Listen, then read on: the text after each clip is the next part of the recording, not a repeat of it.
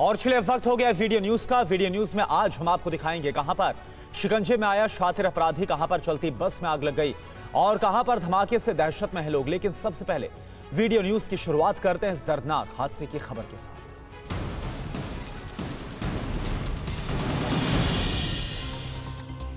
बीकानेर के जिम में जो कुछ हुआ उसकी कल्पना करना तक मुश्किल है। देखिए कैसे पलक झपकते ही 17 साल की पावर लिफ्टर की जान चली गई। कोच की मौजूदगी में 17 साल की यष्टिका आचार्य 270 किलो की रॉड उठा रही थी, लेकिन अचानक रॉड उसकी गर्दन पर जा गिरी। कोच और वहां मौजूद लोग भी रॉड को संभाल नहीं पाए और गर्दन पर रॉड गिरने से यष्टिका बेहोश होकर गिर गई। 1 2 3 अब। जब तक उसे अस्पताल पहुंचाया गया उसकी जान जा चुकी थी। कुछ समय पहले ही यष्टिका ने गोवा में हुई प्रतियोगिता में गोल्ड और सिल्वर मेडल जीता था। तस्वीरें हिमाचल प्रदेश के कुल्लू की है, जहां के जंगल इन दिनों भीषण आगजनी की चपेट में है। वन विभाग का कहना है कि इस साल सर्दियों में आगजनी की घटनाएं पिछले सालों की तुलना में ज्यादा हुई है, जिसके चलते महज एक साल में कुल्लू में करीब 1000 एकड़ जंगल जलकर खाक हो चुके हैं। कुल्लू को इस बार एक लंबे ड्राई सीजन का भी सामना करना पड़ा है, जिसकी वजह से आशंका है कि इस बार गर्मियों में भी आगजनी की घटनाएं पिछले सालों से ज्यादा हो सकती हैं।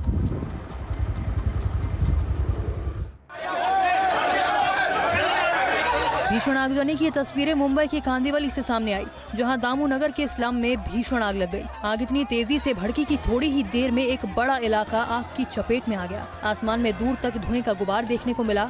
आग शाम को करीब 6 बजे लगी। सूचना मिलते ही फायर ब्रिगेड और नगर निगम के अधिकारी मौके पर पहुंच गए। कई घंटों की मशक्कत के बाद आग पर काबू पाया जा सका।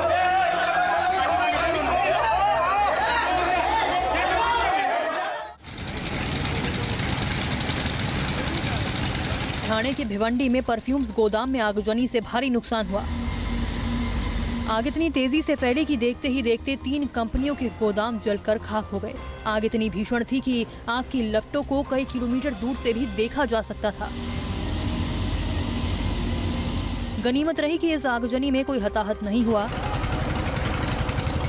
हालांकि आग लगने की वजहों का अभी तक पता नहीं चल पाया है।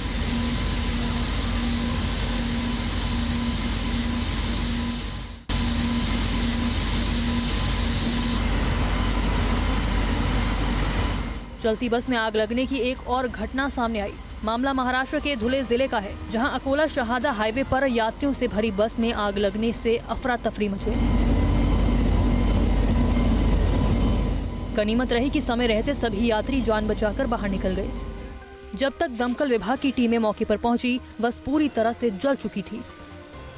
आगजनी में किसी के हताहत होने की खबर नहीं है। आग लगने की वजहों का पता लगाया जा रहा है।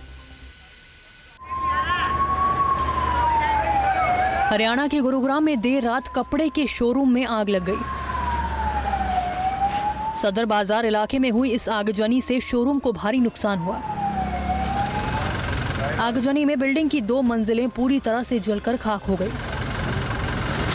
दमकल विभाग के कर्मचारियों ने आग पर काबू पा लिया है।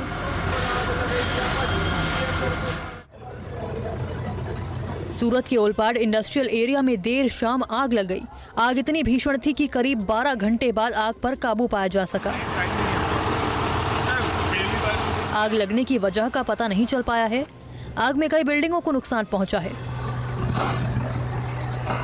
दमकल विभाग की 10 से ज्यादा गाड़ियां आग बुझाने के काम में जुटी रही। आगजनी में किसी के हताहत होने की खबर नहीं है।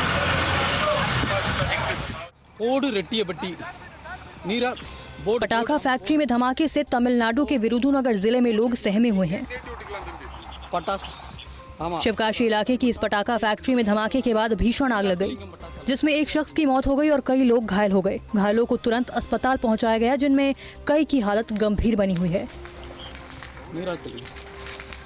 फायर ब्रिगेड की टीम ने कड़ी मशक्कत के बाद आग पर काबू पाया। पुलिस हादसे की जांच में जुटी है।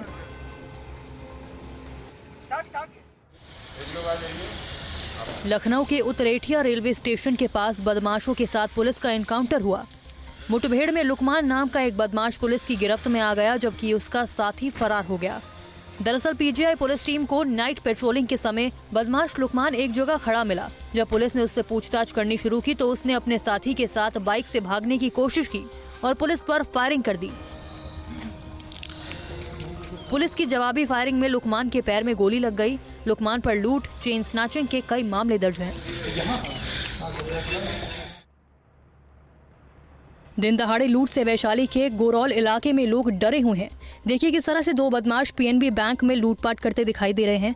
सीसीटीवी में एक अपराधी को कैश काउंटर से पैसा झोले में डालते हुए देखा जा सकता है। अपराधियों ने सीएसपी संचालक और ग्राहक से 1.5 लाख रुपए लूट लिए और वारदात को अंजाम देकर फरार हो गए। पूरी वारदात बैंक में लगे सीसीटीवी में रिकॉर्ड हो गई, जिसके आधार पर बदमाशों की तलाश में पुलिस जुटी हुई है।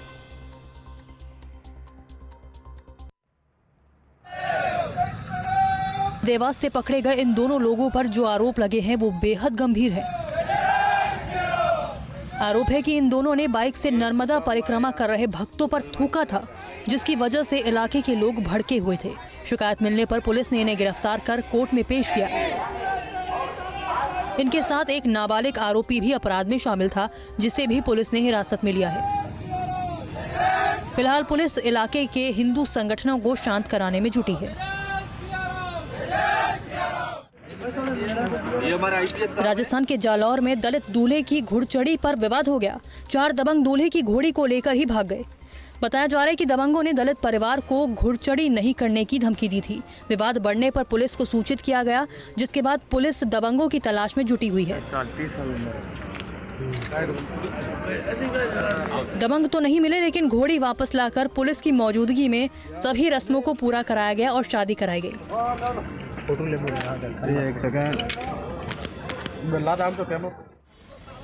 भुवनेश्वर के Kalinga institute of industrial technology के खिलाफ छात्रों का धरना प्रदर्शन जारी है।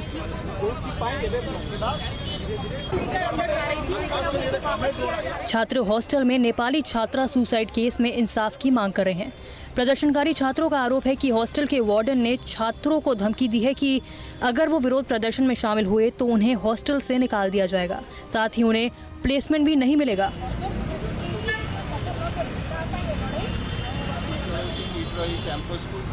छात्रों का कहना है कि वो धमकियों से नहीं डरेंगे और इंसाफ मिलने तक प्रदर्शन जारी रखेंगे।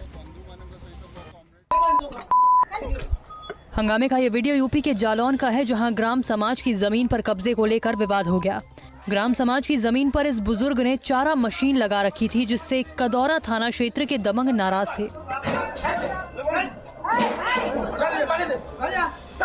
देखिए किस तरह से पहले इन दबंगों ने बुजुर्ग की चारा मशीन को उखाड़कर फेंक दिया और फिर उसके साथ हाथापाई पर उतारू हो गए। इस बीच बुजुर्ग की पत्नी ने बीच बचाव किया। वहां मौजूद किसी शख्स ने इस हंगामे का वीडियो बनाकर वायरल कर दिया।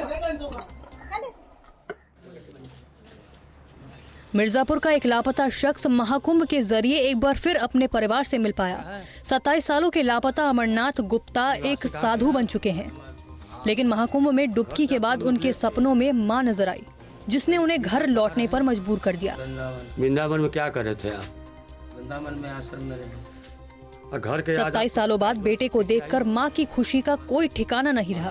अब दूर दूर से परिवार के लोग भी उन्हें देखने के लिए घर पहुंच रहे हैं। कहाँ कहाँ घूमे आप? घूमने को तो बहुत जगह घूमे हम, जैसे कि कुरुक्षेत्र में रहे। शिमला में कम बर्फबारी से पर्यटक मायूस हैं। फरवरी महीने में कम बर्फबारी की वजह से नारकंडा में स्कीइंग शिविर को ही इस बार रद्द करना पड़ा है, जिसकी वजह से खिलाड़ी बेहद निराश हैं। बर्फबारी के कम होने से पर्यटकों की संख्या में भी गिरावट आई है।